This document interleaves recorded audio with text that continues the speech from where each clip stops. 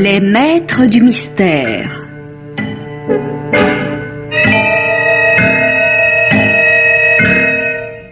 Parmi les chefs-d'œuvre du roman policier, Germaine Beaumont et Pierre Billard ont choisi pour vous ce soir Le Tour est joué de Gérard Monetet dans une adaptation radiophonique de Roger Richard, avec, par ordre d'entrée en onde, Micheline Bonnat, Geneviève Morel, Régine Chantal, Jacques Anquetil, Raymond Pellissier, Jean-Pierre Lituac, Claude Garbe, Maria Tamar, Jean-Jacques Steen, Yves Duchâteau, René Cardona, Jean Mauvais et Jean Bollot.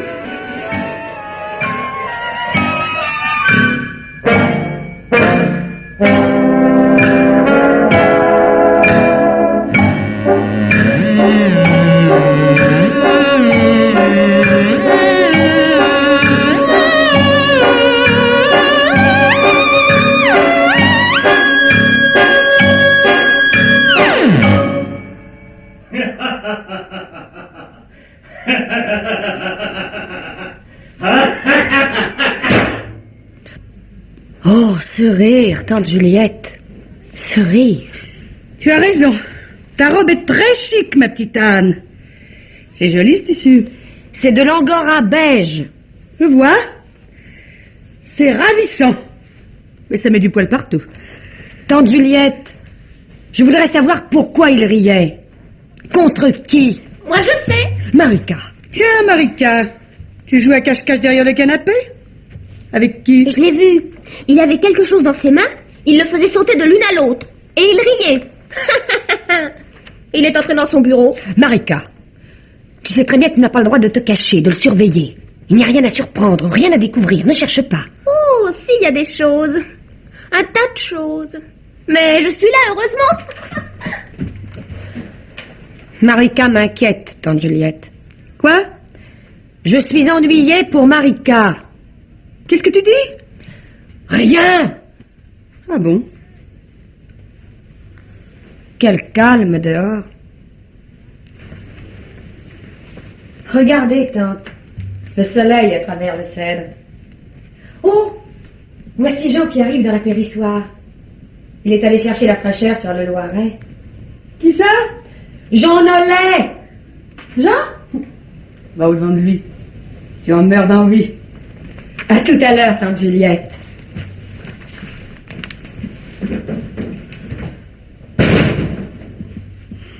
Ces deux-là. Parce qu'ils vous savent sourde, ils vous croient aveugle de surcroît. C'est comme pour la couleur de sa robe. Mais qu'est-ce qu'Auguste pouvait bien faire sauter entre ses mains?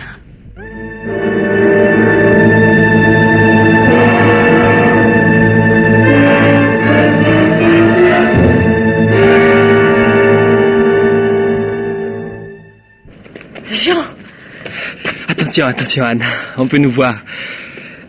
Éloignons-nous d'ici. Voulez-vous que nous rendions visite à Liancourt dans son laboratoire? Oh, avec plaisir. Coupons à travers la pelouse. Vous l'aimez beaucoup, Liancourt, n'est-ce pas? Quand j'étais gosse, il exerçait encore la médecine. J'étais gravement malade, il m'a sauvé. Et depuis, il s'est attaché à moi, il m'a suivi, aidé. Mais tenez, quand j'ai eu mon diplôme d'ingénieur chimiste, mais c'est lui qui m'a fait entrer à la SPCM. Il voulait me garder avec lui au labo, mais votre père m'a pris comme secrétaire. Regardez-le par la fenêtre. Il est en train de travailler. Ne le dérangeons pas. Nous lui apprendrons une autre fois nos fiançailles. Rentrons. Faudra aussi que je parle à votre père. Oh non, Jean, laissez-moi cela. Il n'y a une petite chance pour nous que si c'est moi qui lui parle. Je suis la seule personne au monde pour qui il ait un peu d'affection depuis la mort de maman. Peut-être parce que je lui ressemble. Je ne sais pas si je pourrais le faire ce soir. Il est dans sa pire humeur. Voici votre tante qui nous attend dans le salon, Anne.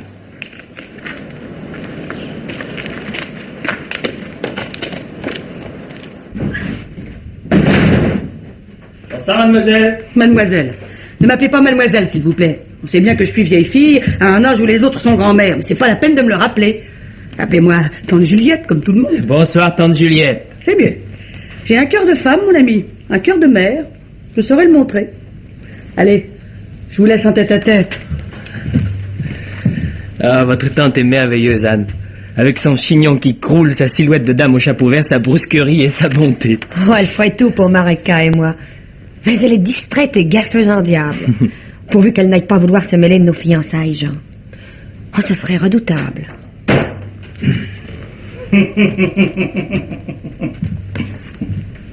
Anne, laisse-nous. Mais papa... Laisse-nous. Bien, papa. Et ferme la porte. Monsieur, Asseyez-vous, Nollet. Là. Vous êtes mon employé. Je suis mieux placé que quiconque pour savoir quelle est votre situation. Vous n'avez pas une valeur telle que vous puissiez entretenir de justes espoirs d'ascension rapide. Vous n'avez aucune fortune personnelle. Pour tout bagage, vous possédez un petit diplôme d'ingénieur. La SPCM est une des premières maisons de produits chimiques de France. Depuis hier même, la première. C'est dire ce qu'elle vaut. Ce que je vaux moi-même et ce que vaut ma fille. Concluez. cette objection, monsieur, je me la suis faite. Alors? Eh bien, Anne croit comme moi que tout dans la vie n'est pas une question de situation, d'argent. Elle a un autre idéal. Oh, pas de grands mots. Nous aimons. Vous n'épouserez pas la fille du patron. Excusez-moi. Restez, Liancourt. Vous ne nous dérangez nullement. Nous n'avons plus rien à nous dire, Nollet et moi. En effet, je m'en vais. Non. Non, vous êtes ici au Vallon, non pas en qualité d'invité, mais en tant que secrétaire, Nollet. Vous êtes en service. Je vous donne ma démission. Elle comporte 3 mois de préavis, vous serez libre dans 3 mois. Pas avant. Vous pouvez disposer pour l'instant. Mais je puis avoir besoin de vous tout à l'heure, ce soir, cette nuit ou demain matin. Et voilà. Vous avez vu ce départ, Liancourt. Pas fier, le petit gars, avec sa colère rentrée. Vous m'aviez dit il y a quelques jours être très satisfait de Jean Nollet. Comme secrétaire, oui, mais comme gendre, il n'en est pas question. Et il a cette prétention, figurez-vous. Il m'a suffi de 3 phrases pour le mater. En êtes-vous certain? Il est comme les autres. Vous vivez dans les rêves, docteur. Vous ne savez pas à quel point les hommes sont faibles et lâches. Tous. Mais laissons cela, je vais vous parler d'autre chose. J'absorbe l'affaire de Ribers.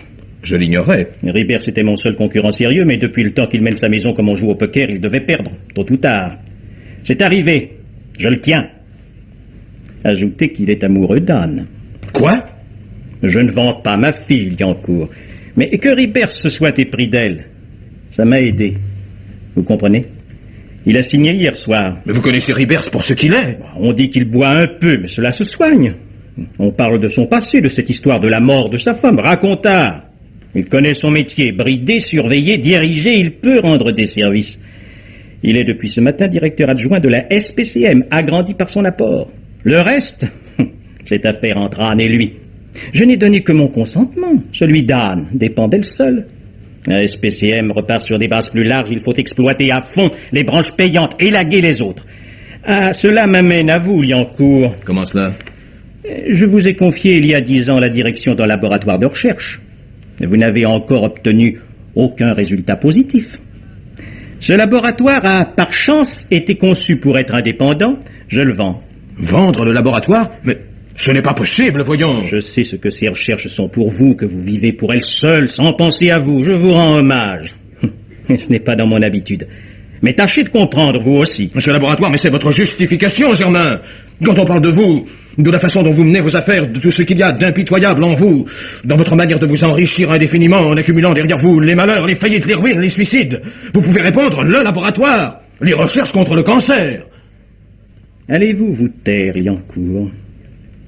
Les gens qui achètent le laboratoire seront disposés, peut-être, à reprendre vos études. Bon. Si vous ajoutez un seul mot à vos insultes, vos travaux, faits en mon nom, vos travaux qui m'appartiennent, je les détruis avant de conclure la vente. Je vois. Vous avez fait bonne chasse, Germain. En un quart d'heure, Anne, Jean et moi. Joli tableau. Il y a eu une autre pièce avant vous. Celle-là, je l'ai seulement blessée. Elle crie encore. C'est plus drôle. Très drôle, en effet. Vous partez, cher docteur? Vous ne restez pas avec nous pour l'apéritif? Je reviens. Tant mieux. J'espère, mon cher Auguste, que votre invitée, cette Madame Evelyne Semage, ne va pas tarder non plus à descendre. Plus je vais, plus je la trouve charmante. Ah oui. Ce que je n'arrive pas à comprendre, c'est que vous l'ayez installée dans cette chambre jaune à côté de la vôtre. La chambre bleue où couche Jean est beaucoup mieux. Rien n'est trop beau pour Jean Nollet. Pardon? Je dis rien n'est trop beau pour Jean Nollet. Vous le pensez? Vous me faites plaisir. Ce garçon est fort sympathique.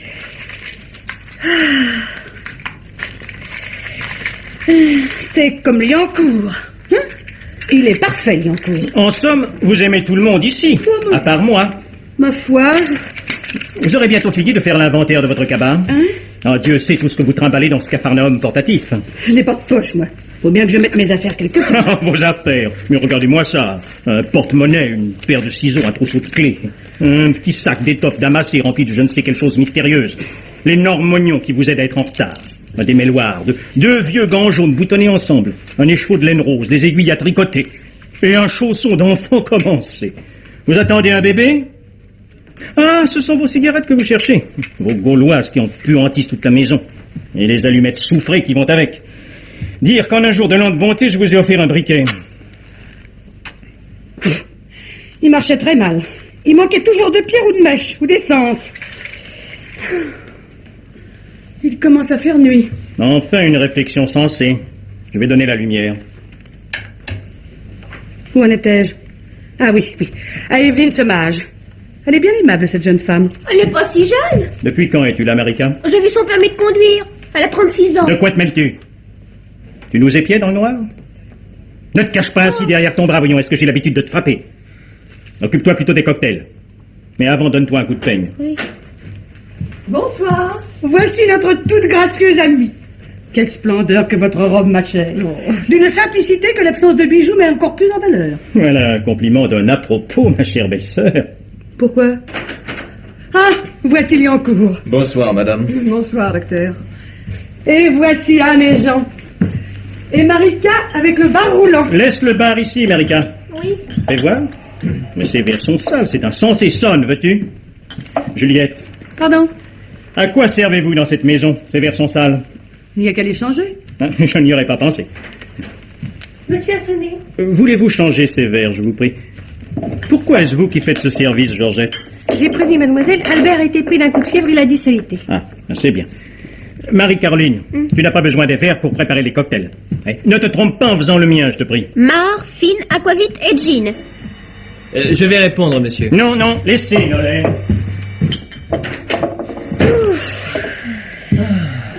Pour moi, Marika, bagnole, c'est gin. Je vais me servir moi-même. Voici les verres, mademoiselle. Merci, Georgette. Puis-je vous être utile, chère madame? Non, merci, docteur. Vous êtes gentil, mais je me servirai moi aussi moi-même. Je suis habitué à mon petit mélange fine, anisette et cointreau. Parce que ça doit être sucré. Ce n'est pas comme le cocktail de notre hôte, du feu liquide. Des écoliers. Nous nous comportons comme des écoliers. Dès que le maître s'absente, nous nous remuons, nous nous agitons, nous nous levons, nous bavardons. Sauf Anne et Jean. Ils n'ont pas besoin de parler, ces deux-là. Marika! Qu'est-ce que tu vois là? Je n'ai pas encore bu, tante Juliette. C'est le même cocktail que papa. Oh, docteur, dites-lui quelque chose. Pour vous, petite fille, pas de mélange si fort. Oh. Laissez-moi jeter celui-ci dehors. Oh, Oui, carrément, oui. Marika, t'es insupportable. Eh bien, vous n'êtes pas bavard. C'était Ribers qui téléphonait pour s'excuser d'être en retard. Nous dînons à 8 heures, sans l'attendre. Juliette, vous entendez ce que je vous dis? Excusez-moi, mon ami, je pensais à un article très amusant que j'ai lu tantôt dans le journal. Une histoire de fantômes. En Angleterre, bien entendu. Remarquez, je n'y crois pas, mais c'est bien amusant tout de même. Ce n'est pas la peine d'aller en Angleterre pour trouver des fantômes. Il y en a un ici, au Vallon. Mais je croyais qu'il ne hantait que les vieux châteaux. Cette maison a été construite sur les ruines et avec les pierres d'un vieux château, cela suffit. Et vous entendez mieux, Juliette, il me semble. J'entends bien quand on parle distinctement. Ah, chaque fois qu'une femme volage se trouve au Vallon, figurez-vous, ce revenant se manifeste, est une infidèle. Oui, tout simplement parce que de son vivant, il fut trompé lui-même et étrangla sa maîtresse. Il y a 200 ans, le vieux château cher à ma spirituelle belle-sœur existait encore. La maîtresse de Séan était légère. On l'a découverte un beau matin, étendue sur le sol de la salle des gardes, qui occupait précisément la place de ce salon. Son cou portait des traces très nettes, comme si elle avait été étranglée par des doigts décharnés. Père. Le dernier exploit du fantôme du Vallon ne date que de 20 ans. A toujours la même histoire. Il a neutralisé une femme infidèle. Oui, c'est sa manie. Mais cette fois, c'était dans la chambre jaune. La vôtre, ma chère Evelyne. Et là, il avait modernisé sa méthode. Il l'a abattu d'un coup de revolver. Comme ceci. Oh, c'est intelligent, Germain, cette histoire, et ce revolver pointé brusquement sur votre amie. Elle a une syncope. Mais ce qu'il lui faut, c'est une bonne réaction. Une paire de claques fera l'affaire. Vous voyez. Aidez-moi à porter son fauteuil près de la porte-fenêtre. Et posez donc votre revolver s'il vous gêne. Ça va tout à fait bien, merci. Attention. Que ce petit intermède ne nous fasse pas oublier notre cocktail. Marika, veux-tu me passer mon verre? À votre santé à tous. À la vôtre aussi, chère Evelyne. Tu ne bois pas, Anne? Vous non plus, Nollet? Libre à vous. Il est l'heure de passer à table, donc à votre santé.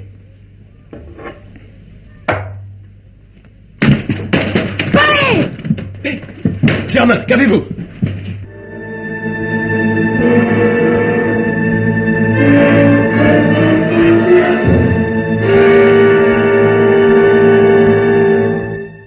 Nous vous attendons, monsieur le commissaire. Ils sont ici dans 10 minutes, s'il n'y a pas trop de voitures sur la route d'Orléans. Je suis effrayé de cette enquête pour les petites gens. Je ne pense pas qu'on interroge Marika, elle est si jeune, mais pour Anne, c'est inévitable. Je voudrais qu'on ne la tourmente pas. Liancourt, Nollet. Bonsoir, Ribers. Les domestiques me disent que Germain est mort. C'est impossible.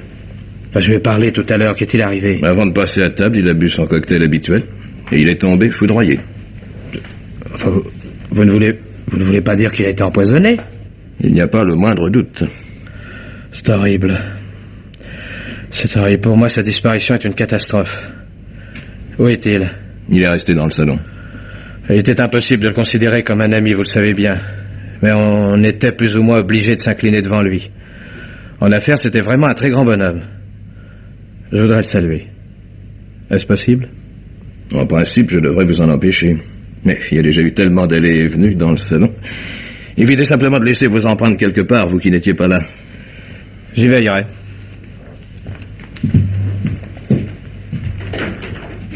Il prétend que c'est une catastrophe pour lui. En quoi? Il était le second dans l'affaire, il va devenir le premier. La SPCM sans Germain, tu sais. Dites-moi, je viens de croiser Ribers dans le hall. Il a paru ne pas me voir. Est-il au courant? Oui, il sort d'ici, il a voulu saluer la dépouille. Ah, il n'est pas ivre? Non, pas encore. Juste ses mains qui tremblent, comme d'habitude. Bon, ne trouvez-vous pas, Liancourt, qu'avant que ces gens de police n'arrivent, il est nécessaire que nous dînions et que nous prenions des forces. Ils vont peut-être nous garder debout une partie de la nuit et ces émotions creuses. Je vais arranger ça avec Georgette à l'office. Vous permettez que j'aille voir ce que fait Anne, docteur? Va, mon petit. Merci.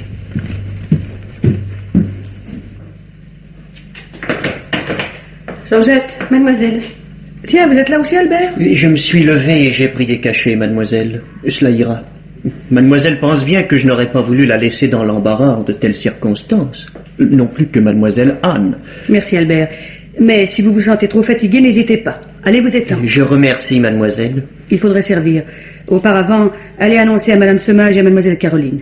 Dites-leur qu'il est nécessaire, absolument nécessaire, qu'elles descendent dîner. Bien, mademoiselle.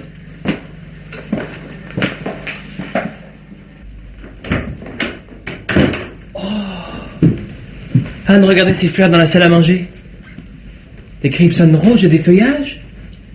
Mais il y en a partout, sur la table, sur le buffet. Mais qui? Ce ne peut être que Marika. Il détestait les fleurs, il ne voulait pas en voir une dans la maison, Oh, Jean, nous allons nous marier. Bientôt. Ah, Anne chérie. Voici Evelyne avec Ribers. Anne, je ne sais que dire. Si vous avez besoin de moi en quoi que ce soit, n'hésitez pas. Je voudrais vous être utile. Merci. Oh, toutes ces fleurs. C'est Marika. Elle ne va pas tarder sans doute. Ma tante Juliette est encore à l'ordre de la police. Je crois que nous devons nous asseoir. Madame. Ici, à côté de sa place. Enfin, son couvert est mis. Albert, c'est couvert. Oh, que mademoiselle m'excuse, un oubli impardonnable.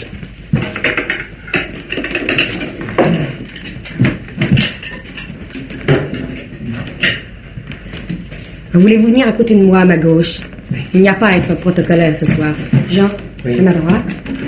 Ribers, en face de moi. Les policiers sont arrivés. Ah, assieds-toi là, Marika. Apportez tout en même temps sur un chariot, Albert. Et vous pourrez monter vous reposer. Nous nous servirons. Bien, mademoiselle. Le gâteau, Albert, il est prêt? Oui, mademoiselle. Il est au chocolat. Tiens, vous la tante Juliette. Bon, mais voilà l'idée que m'a donnée de lui ce commissaire, mes enfants. Il m'a renvoyé sans même m'entendre. C'est tout dire. Nous allons passer des moments pénibles. Cher ami, préférez-vous une cuisse ou une aile de poulet? Laissez-moi, mangez-vous, puisque vous avez faim. Moi, je ne peux pas. Buvez alors, buvez. Mon beau-frère avait des défauts, mais sa cave est bonne. Ce Bordeaux vous fera du bien. Je voudrais aussi, tante, pour une fois. Donne ton verre. Ce commissaire, donc, n'a presque pas voulu m'écouter. Il a retenu ce pauvre Liancourt. Liancourt est médecin et chimiste. C'est lui qui a constaté le décès et décelé le poison. Il n'y a rien là que de très naturel. Vous trouvez? Ne bois pas ton verre d'un seul trait, Marika. Tenez, le voici d'ailleurs. Comment est-il, ce commissaire, docteur? Mon Dieu, il m'a paru autoritaire, actif, et même pressé. Ce n'est pas exactement mon impression, mais tant mieux. Nous en aurons plus vite fini. Je ne suis pas si optimiste. Je crains même, au contraire, que ce ne soit un peu long. Ce sera odieux. N'exagérons rien. J'aurais préféré vous parler seul à seul, madame. Moi? Oui, c'est malheureusement impossible. Nous devons rester ici ensemble jusqu'à ce que le commissaire nous appelle à un. Voilà. J'ai trouvé ceci tout à l'heure dans la poche de Germain, en l'examinant. Un collier de perles, un bracelet de diamants et une bague de rubis. Ces bijoux sont à vous, n'est-ce pas? Ils étaient à moi. Mais il y a 2 heures, je les lui ai rendus. Je les lui ai jetés à la figure. Ils ne m'appartiennent plus. Anne, si vous les voulez, je... Oh, pardon, excusez-moi. Pourquoi me regardez-vous tous comme ça? Qu'on ait trouvé les bijoux dans la poche de Germain ne prouve rien contre moi. qui vous accuse? Eh bien oui, j'avais des raisons de le tuer. Et tout ce que j'ai pu faire, c'est de lui lancer à la figure cette bague, ce bracelet et ce collier. Et lui, avec son calme, ses gestes mesurés, il s'est baissé, il les a ramassés par terre et il m'a dit... Cher ami, ce beau geste vous coûte plus de 3 millions. Et il a ri en faisant sauter les bijoux dans ses mains. Marika. Je ne l'ai jamais aimé. Mais j'ai eu au début de la reconnaissance et de l'affection pour lui, pour le luxe qu'il m'offrait. Après quelques mois, j'ai compris quel homme il était, j'ai voulu me libérer, c'était impossible. Alors j'ai fait semblant de me soumettre, j'ai obtenu qu'il sorte avec moi, qu'il me montre. Et quand tout Paris a connu notre liaison, je l'ai trompé ouvertement avec... Et on a ri de lui. On s'est moqué du puissant Germain. On a fait des gorges chaudes de sa mésaventure et puis... Vous parlez trop, cher ami. Vous allez vous dessécher la gorge. Tenez, buvez.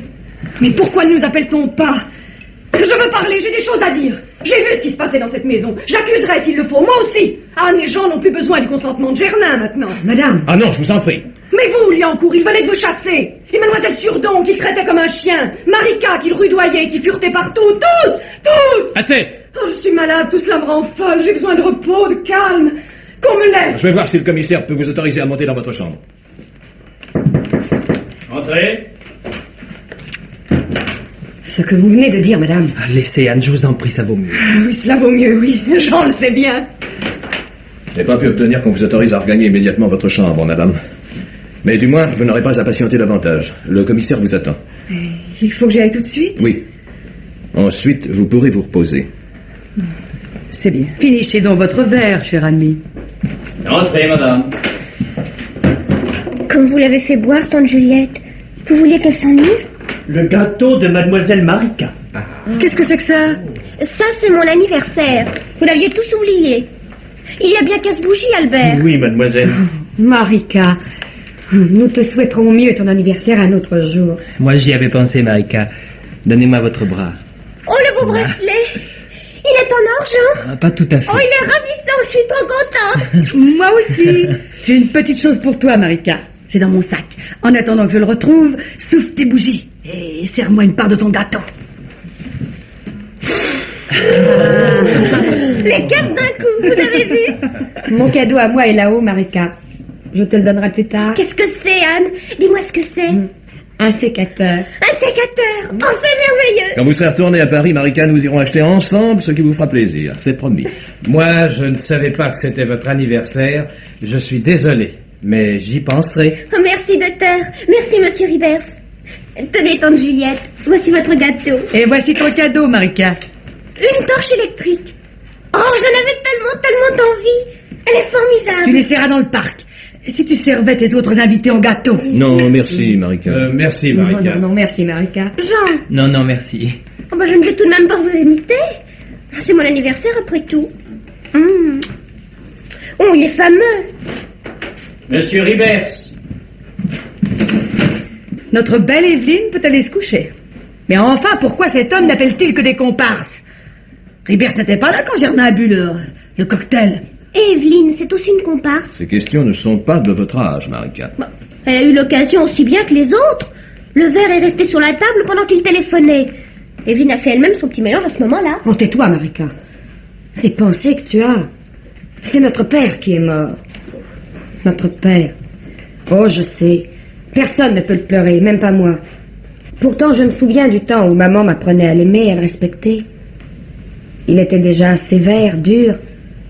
Mais il n'est devenu aussi terrible qu'après la mort de maman. Marika, donne-moi encore un peu de ce gâteau. Il est vraiment très bon. Voilà. Merci, merci. Monsieur le docteur Liancourt. J'obtiens.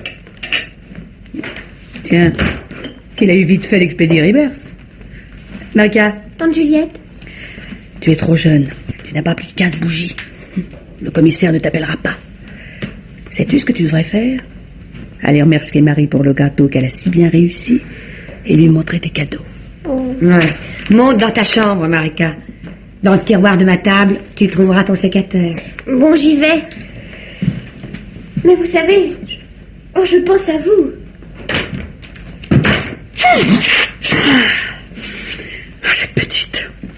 Cette petite.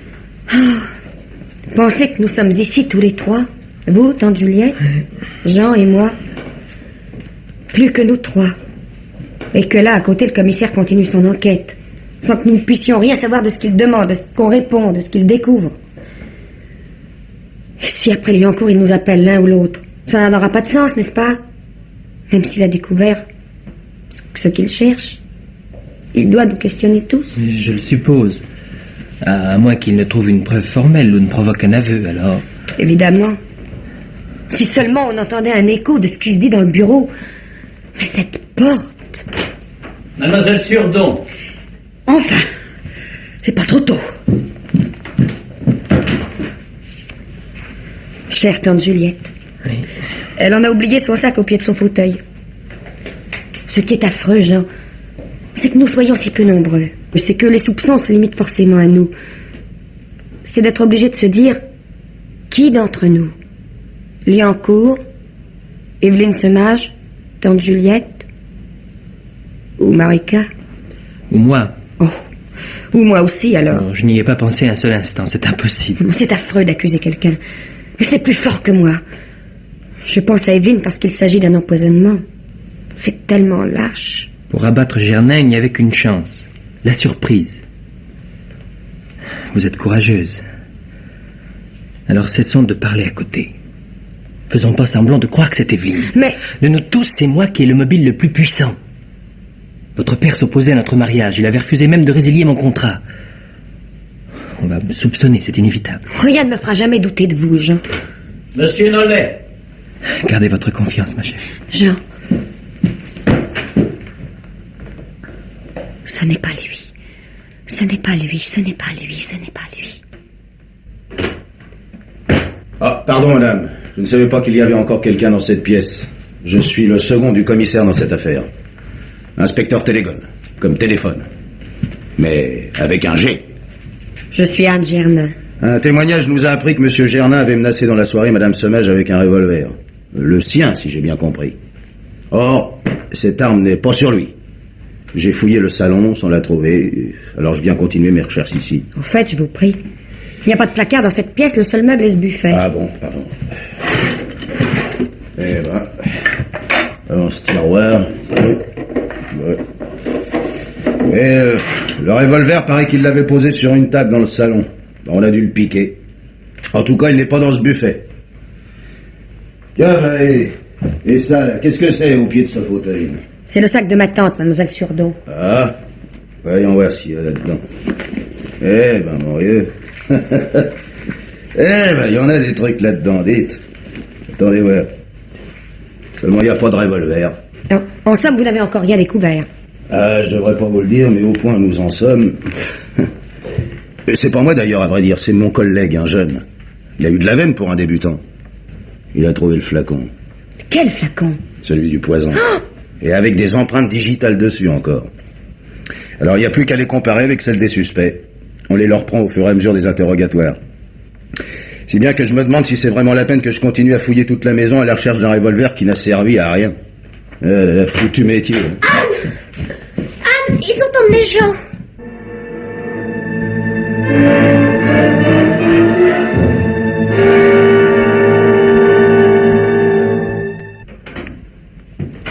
Vous êtes là, Ribers? Anne, je croyais dans votre chambre. Ma tante a cru bien faire en m'y conduisant. J'ai faim de m'endormir pour qu'elle me laisse. Mais j'ai pas pu rester seule là-haut. Ici, je vous sentais à côté, dans la salle à manger. Je voudrais vous dire combien j'ai de la peine pour vous, Anne.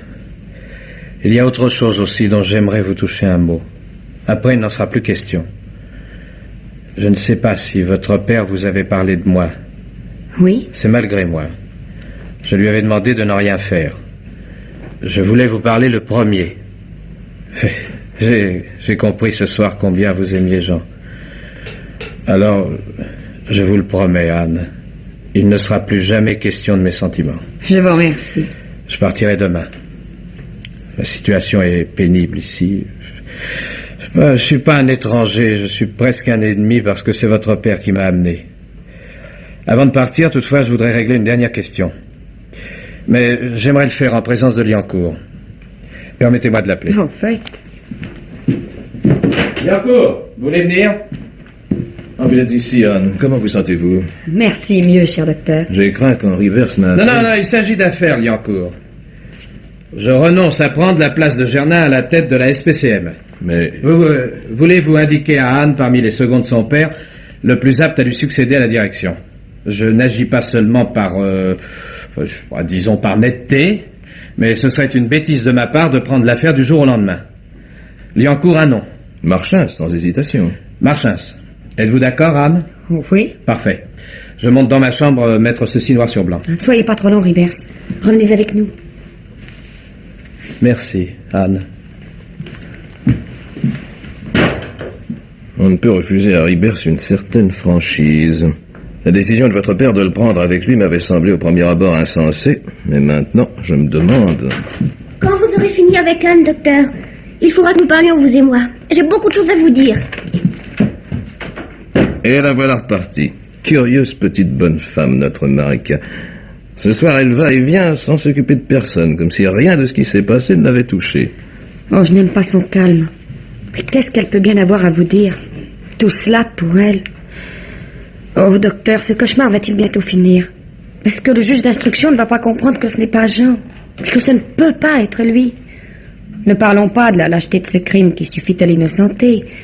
Parlons de faits matériels, de preuves. Pourquoi l'a-t-on arrêté?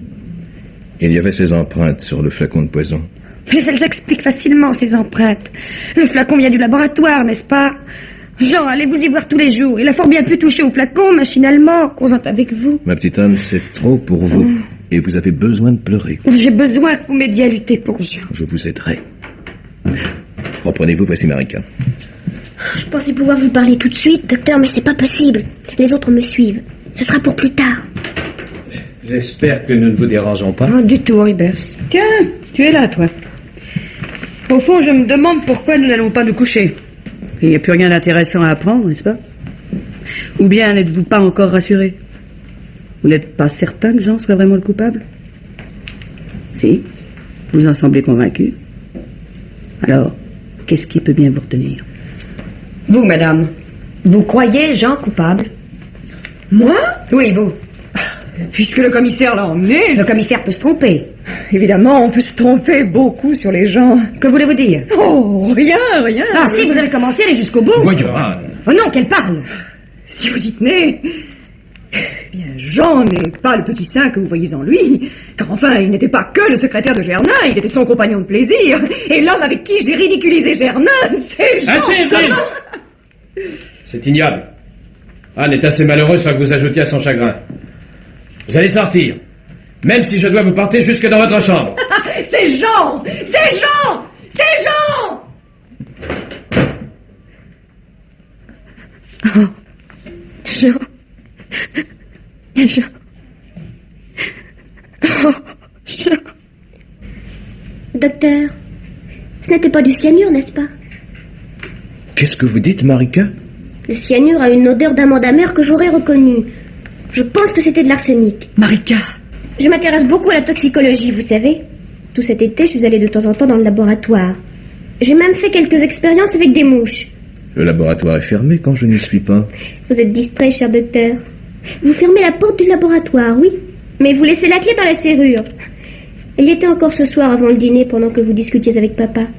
On y entre comme dans un moulin. Ah, je vois que j'ai réussi à vous intéresser. Vous savez que j'ai à vous parler. Venez avec moi. Je crois bien qu'il faut que j'y aille, en effet. Pourquoi es-tu si triste, Anne? Il ne faut pas. Tu sais bien que ce n'est pas Jean.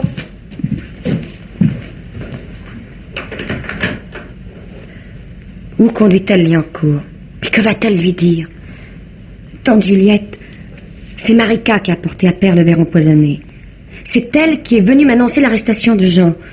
Et voilà qu'elle veut parler à Liancourt. Oh, que va-t-il encore se passer? Je crois que tu devrais aller te coucher, Anne. Il faut que tu sois reposée demain matin pour accueillir Jean. Accueillir Jean? Puisqu'il n'est pas coupable. Marika vient de te le dire. Le mystère reste entier et l'enquête va reprendre. Ça nous promet bien du plaisir. Ah, cette Evelyne. Elle a peur. Elle est exaspérée à force de peur. C'est bien ce qui me semblait. Qu'est-ce qui te semblait? Mais vous n'êtes plus sourde du tout, tante Juliette. Adieu.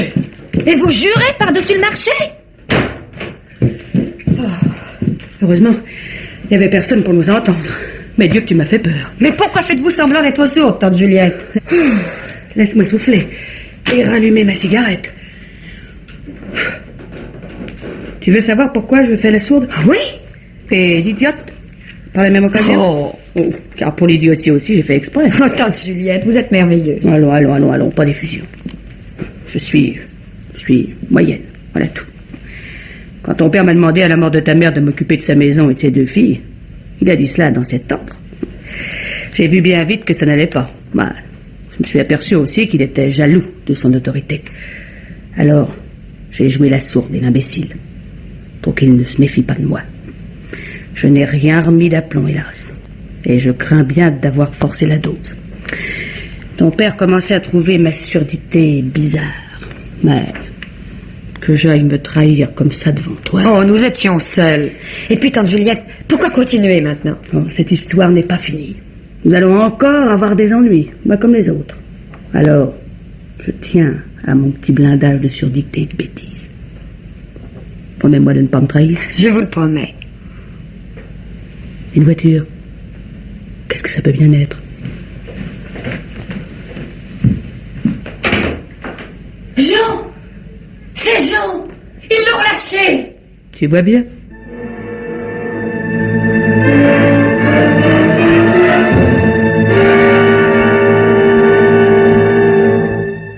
Raconte, Jean.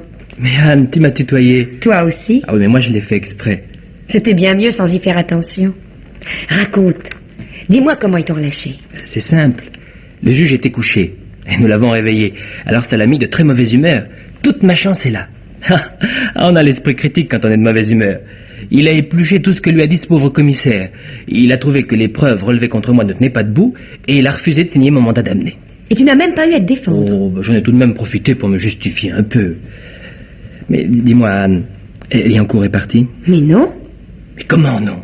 Il était ici il y a une demi-heure, il est sorti avec Marika. Il doit être dans sa chambre ou dans le laboratoire. Où le croyais-tu? Je pensais qu'il était retourné à Paris. À Paris? Mais pourquoi? Non, pour rien, c'est sans intérêt. Jean. Oui? Tout à l'heure, après ton départ, Evelyne a fait une scène répugnante. Elle a cru que nous l'accusions nettement. Alors elle a voulu te salir. Elle nous a dit qu'elle et toi... C'est vrai, Anne. C'était avant de te connaître. Alors ça ne compte pas. On n'en parlons plus. Tante Juliette pense que cette attaque d'Evelyne, c'était par peur. Chacun de nous peut être accusé. Et le coupable... Ce n'est pas Evelyne. Jean, on dirait... Voici ta tante. Mademoiselle? Oh, sacrebleu, mon ami, vous entêterez-vous longtemps à m'appeler mademoiselle? Appelez-moi tante Juliette, maintenant plus que jamais. Tu ne m'as pas trahi, Anne, j'espère, non? Oh non, ma tante. Je vais voir après Marika. Vous deux, vous devriez vous occuper de l'inspecteur qui a raccompagné Jean. Ah, c'est vrai, je l'oubliais celui-là. Où est-il? Dans la salle à manger, devant le gâteau de Marika, une bouteille de vin qu'il était en train de liquider. Il avait faim, cet homme. Vous devriez bien le limiter. Non, merci, tante Juliette. C'est pas qu'il ait l'air dangereux, mais il est inutile qu'il farfouille dans cette maison. Laissez-le finir son gâteau en paix et chambrez-le. Moi, je file dans le hall. Mais dis-moi, Jean, Oui. t'es-tu vraiment défendu quand le commissaire t'a interrogé? Ne t'es-tu pas laissé arrêter? Eh bien, oui. Je n'avais rien à craindre. Fatalement, on me relâcherait. Mais je voulais donner au coupable le temps de disparaître. Jean. Alors moi aussi maintenant, je sais. Tu as bien agi. Mais cette chance que tu lui as offerte, pourquoi ne l'a-t-il pas saisie? Pourquoi? Jean, il faut aller le trouver, il faut lui parler. Ce bruit, c'est... Mais un coup de feu, oui. Ça vient du jardin, du côté du laboratoire. Marco!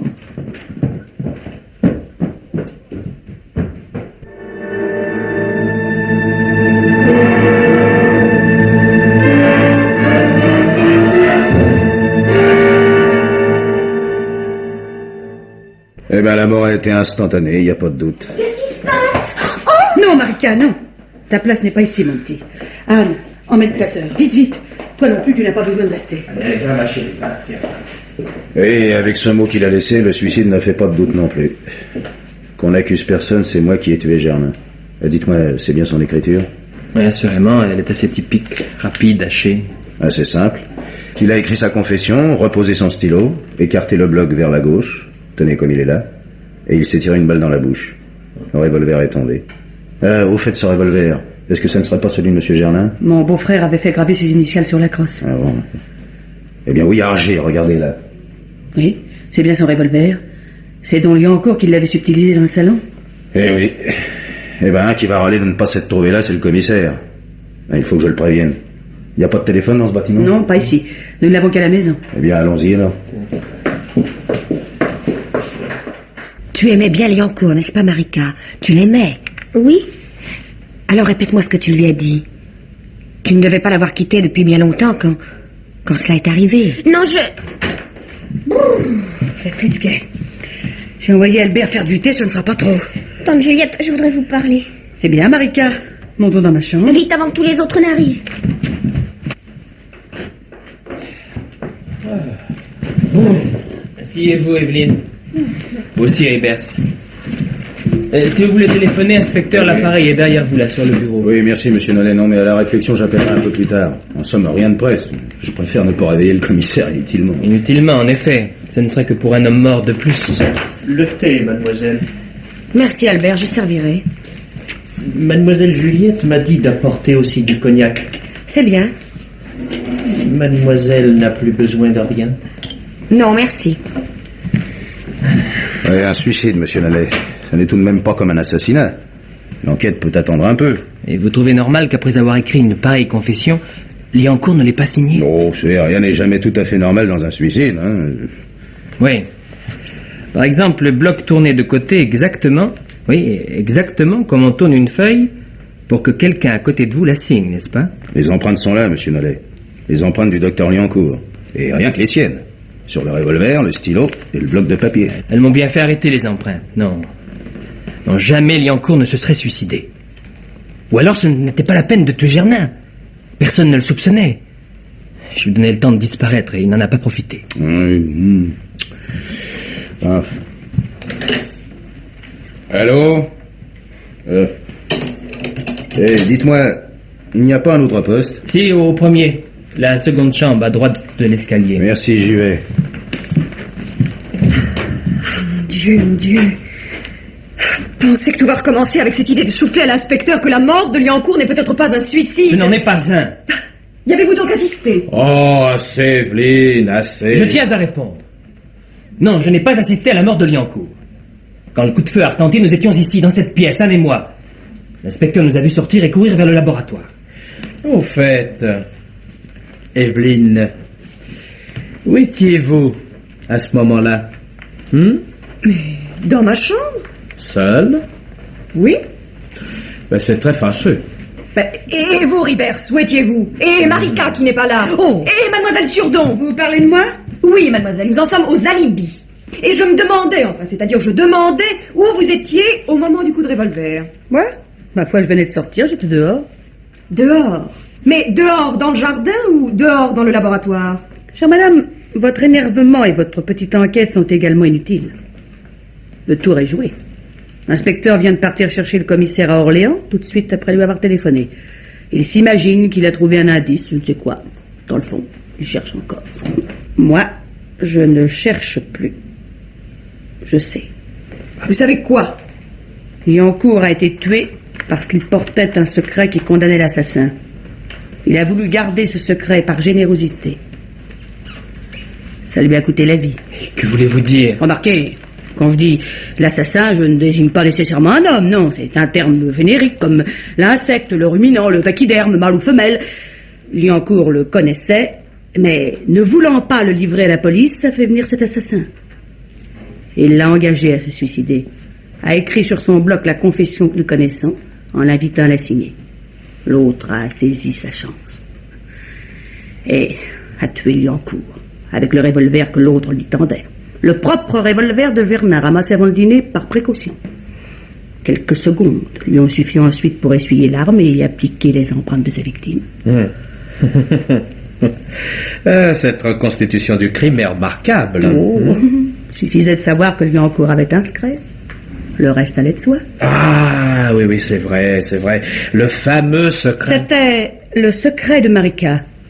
Quand elle a pris Liancourt par la main et qu'elle est sortie avec lui, c'était pour le lui confier. Moi aussi, elle l'a dit tout à l'heure.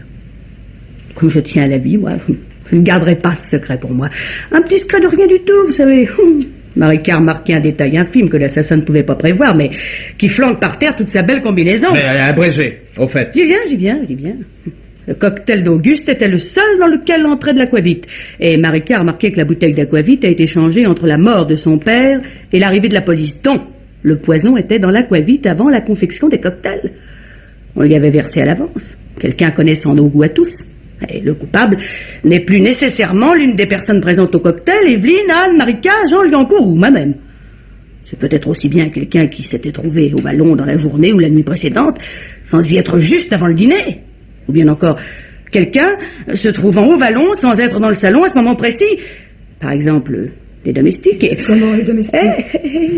Georgette est jolie, jeune, coquette. Auguste était avec elle d'une douceur, d'une patience, d'une gentillesse. Et pour cause. Désolé pour vous, ma chère Evelyne. Désolé aussi pour Albert. Ce gaillard-là est le jaloux parfait. Et notez qu'il est cette nuit, malgré sa maladie, d'une curiosité. Mademoiselle, Albert, vous êtes mal portant. Il est tard. Il faut aller vous coucher. Mais mademoiselle... Non, mon ami, non, ne protestez pas. Allez. Bien, mademoiselle. Vous accusez Albert. Vous le faites comparaître. Et tout ce que vous lui dites, c'est d'aller faire dodo. Il nous montre le bon exemple. Que pouvons-nous faire de mieux tant que le commissaire et l'inspecteur ne sont pas là? Allez, mes enfants, allez, tout le monde au lit. Anne, Tante Juliette? va donc avec Jean chercher Marika. Je lui ai permis tout à l'heure d'aller chez le jardinier. Il veille lui aussi. Elle voulait cueillir des fleurs et les déposer près de Liancourt dans le laboratoire. L'inspecteur a mis les scellés à la porte. Ce n'est pas un obstacle pour Marika. Allez, mes enfants. Vous êtes très raisonnable, chère madame, en montant vous coucher. Bonne nuit. Oui. Et sans rancune. Ribers, Quoi encore? vous avez un moment? Avant de monter moi-même, j'aimerais parler avec vous d'une ou deux petites choses. Seul à seul. Fermez bien la porte. Salon? C'est vous qui en déciderez. Servez-vous donc à boire. Évidemment, vous n'avez pas cru une seconde, vous, que j'accusais sérieusement Albert. Imaginez Liancourt convoquant le valet de chambre et lui déclarant « Votre honneur est en jeu, prenez ce revolver. » Qu'en pensez-vous? Rien. Vous n'étiez pas là, Ribers, au moment des cocktails. Mais vous êtes arrivé juste à temps pour opérer l'échange des bouteilles. Après avoir laissé arrêter Jean, soupçonner Evelyne et charger Albert, voilà que vous m'accusez à mon tour. C'est ridicule. Pour accuser quelqu'un, il faut 2 choses. Une preuve, vous n'en avez pas, et un mobile. Et je n'avais aucune raison de tuer Germain. Il venait de m'associer à son affaire et il s'apprêtait à me donner sa fille. Anne n'était qu'un appât. Et vous n'étiez pas dupe. Mais vous avez fait semblant de l'être. Et Germain tué, vous avez joué le jeu du désintéressement. Vous avez fait taire Evelyne. Vous vous êtes institué le défenseur de la veuve et de l'orphelin. C'est vous la veuve. Non? Et c'est vous le veuf. J'attendais ça. Mais je sais ce qu'on a raconté sur la mort de ma femme. Mais je ne supporterai pas que vous repreniez là-dessus de vieilles accusations sans preuve, dont une enquête a fait justice. Pas plus que je ne supporterai que vous m'accusiez aujourd'hui, toujours sans preuve. Pour l'assassinat de Liancourt, j'ai un témoin. J'aimerais savoir qui. Moi. J'étais dans le jardin. Le commissaire sera là d'un instant à l'autre. Je lui dirai que je vous ai vu aller au laboratoire juste avant la mort de Liancourt. Ensuite, au procès, je témoignerai. Ouais, ben ça, j'en doute. Ah!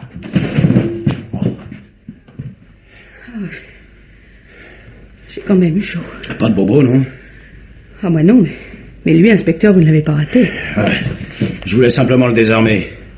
Il a plongé, alors la balle est entrée droit dans le cœur. C'est égal, mademoiselle Surdon. C'est chic ce que vous avez fait, hein? Le piège que vous lui avez tendu. Un poil près, c'était pour lui qui y procès, c'était vous, hein? Un poil près, oui.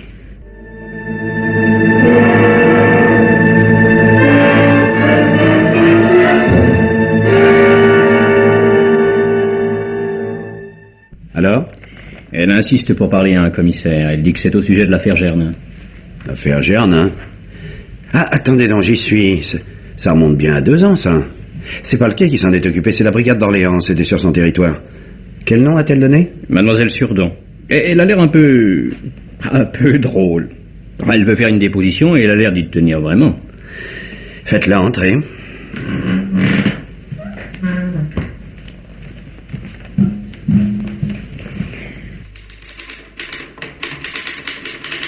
Et maintenant, monsieur le commissaire, Anne attend un enfant. Et les gens sont heureux et Marika auprès d'eux a retrouvé son équilibre. Eh bien, mademoiselle, tout est pour le mieux. Dans ces conditions... Mais je ne vous ai encore rien dit. C'est que je suis un peu pressé. Car enfin, sacrebleu, c'est moi qui ai tué Germain. Pardon?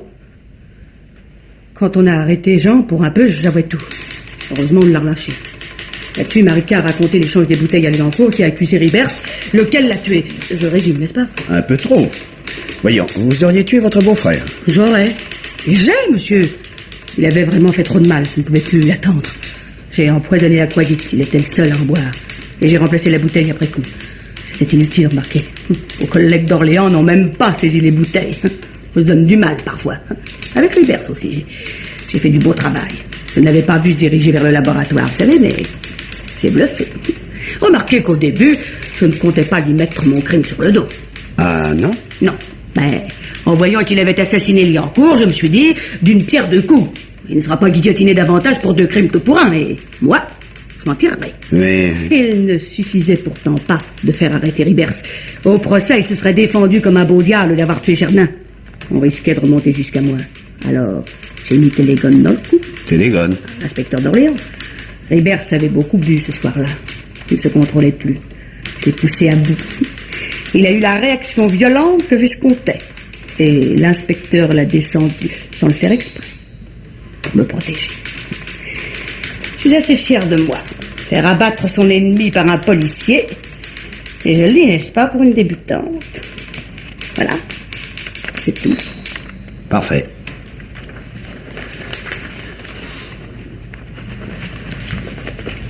Voulez-vous signer votre déposition, mademoiselle?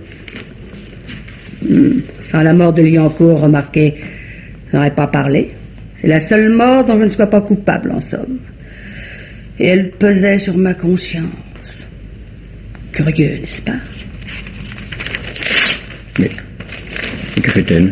Elle déchire sa déposition? Laissez.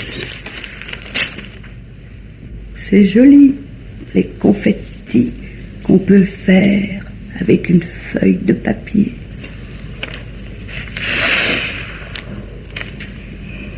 J'étais bien heureuse de vous raconter ma petite histoire. Me voici soulagée. Je vais pouvoir dormir maintenant. Bonsoir, messieurs. Ça alors, sans le coup des confettis qu'elle a fait avec sa déposition, j'aurais marché. Pas vous, monsieur le commissaire? Elle se tenait son histoire. Elle est peut-être vraie. Bon, si vous le pensiez, vous ne l'auriez pas laissé partir. En matière criminelle, mon cher ami, Les aveux d'une folle sont sans valeur.